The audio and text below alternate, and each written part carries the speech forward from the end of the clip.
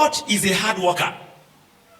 And it will interest you to know that the first way he introduced himself to man in the Bible is as a worker. In the beginning, God created. He's a king. He would have started by revealing himself as a king. He's a judge. He would have started by revealing himself as a judge. But he wanted to show us, first of all, that he is a worker. A creator is a worker. And throughout Genesis chapter 1, he was at work.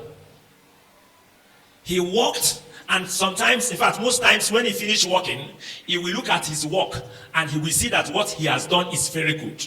And he move on to the next work. And not only that, if you read chapter 2 of Genesis, let's read chapter 2 of Genesis verse 1. Genesis chapter 2 verse 1. He said, thus the heaven and the earth were finished, and all the host of them, verse 1, verse 2.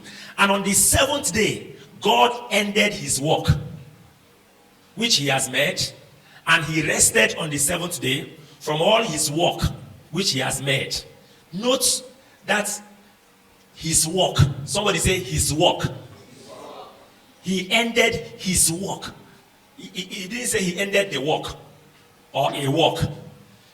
That is to say, before he set out to work, he first of all defined his work.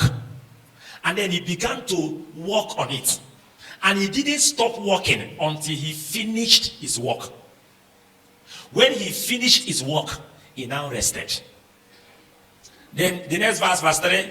And God blessed the seventh day and sanctified it, because that in it he has rested from all his what? His work, which God has created and has made.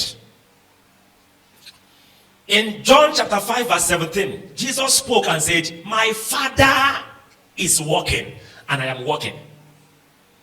King James said, my Father worketh hitherto and I walk. Get it from another version.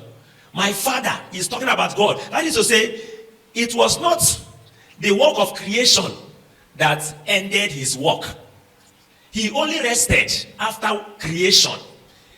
After resting for a while, he went to work again. Let's read it from New Living Translation. But Jesus replied, my Father is always working, and so am I. My Father is what? Always working.